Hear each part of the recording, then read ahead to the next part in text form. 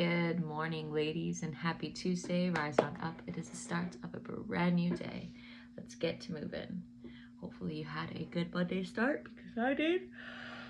I'm really being intentional with my time. Have to. FYI. Oh man, I don't have my watch on. However, to those of you that live in the Central Florida area, FYI, this is your 30-day mark. Heads up. School's coming. So be prepared. Don't wait till last minute. I know, trust me, don't get me wrong, I do that sometimes too. However, let's make this a great start of the school year. But before I even get to the start of the school year, before heading into the office, just focusing in on today, we're actually going to be hopping on Proverbs chapter 9 and 10. Proverbs 9 is the way of wisdom, and verse 1 goes like this. Wisdom has built her house. She has hewn out her 7 pillars. She has slaughtered her meat. She has mixed her wine. She has also furnished her table. She has sent out her maidens. She cries out from the highest places of the city. Whoever is simple, let him turn and hear. As for him who lacks the understanding, she says to him, Come, eat out of my bread, and drink of the wine I have mixed. Forsake foolishness and live, and go in the way of understanding. Verse 7, he who corrects a scoffer gets shame for himself, and he who rebukes a wicked man only harms himself. Do not correct a scoffer, lest he hate you. Rebuke a wise man, and he will love you. Give instruction to a wise man, and he will still be wiser.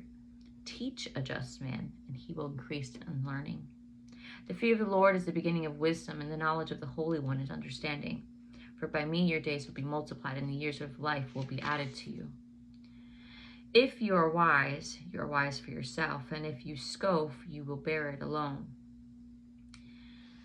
Verse 13, a foolish woman is clamorous. She is simple and knows nothing, for she sits at the door of her house on a seat by the highest places of the city, to call to those who pass by, who go straight on their way. Whoever is simple, let him turn and hear.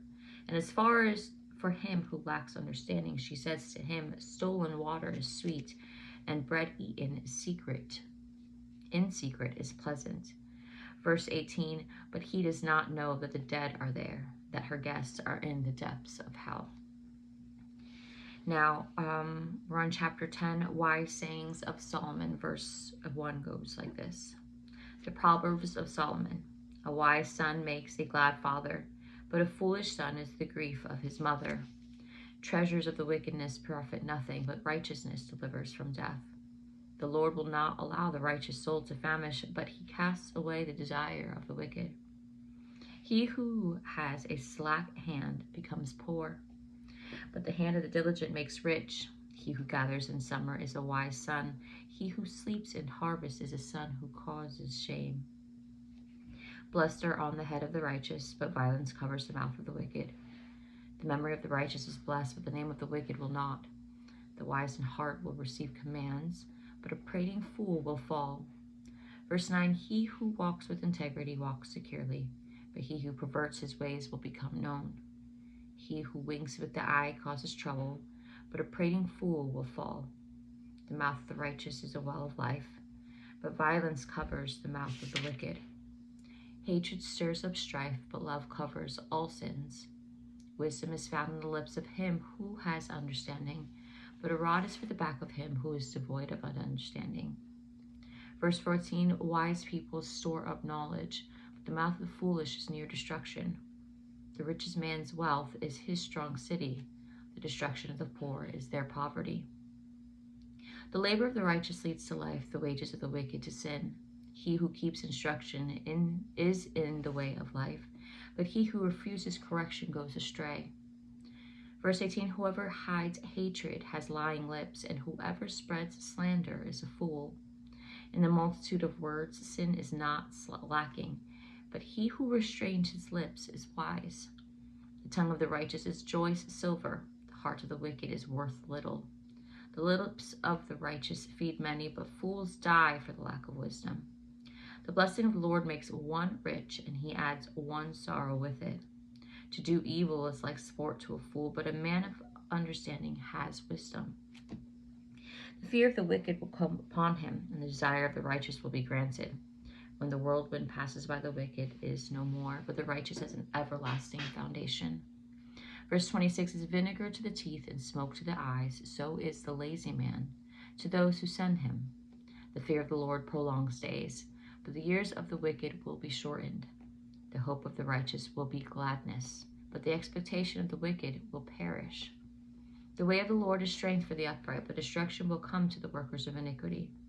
The righteous will never be removed, but the wicked will not inhabit the earth. The mouth of the righteous brings forth wisdom, but the perverse mouth will be cut out. And lastly, verse 32, the lips of the righteous know what is acceptable, but the mouth of the wicked what is perverse. Now some context behind chapters 9 and 10. Chapter 9 is wisdom prepares her home as a wonderful as would a resourceful woman. Wisdom prepares her home as it would a resourceful woman. The house is considered by some to a reference to the world. The 7 pillars are imagery describing the house, and perhaps the number 7 suggests the wisdom essential for a perfect world.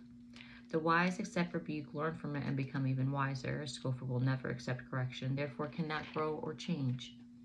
The foolish woman tries in secret to be deceptive and ways to imitate wisdom in order to deceive all, but those who are most discerning will know that she is loud, she is without discipline, and void of knowledge.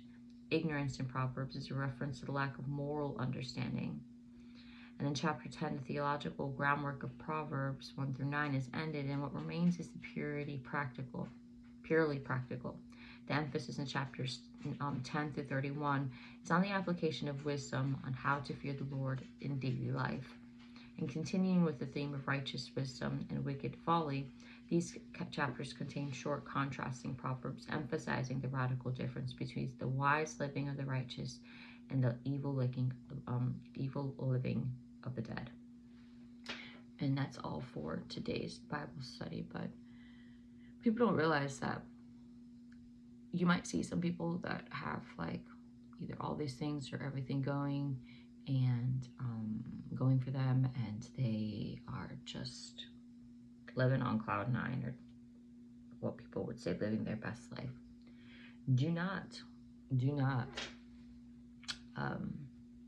fall for the scheme of the wicked or foolishness. I know, because I did, and I was chasing career. I was flying everywhere. I was just living beyond my means, amongst other things. It was a trying time to live in a manner that the world and society deems happiness, but it really wasn't, because I was just so miserable. I was miserable. I was dying inside.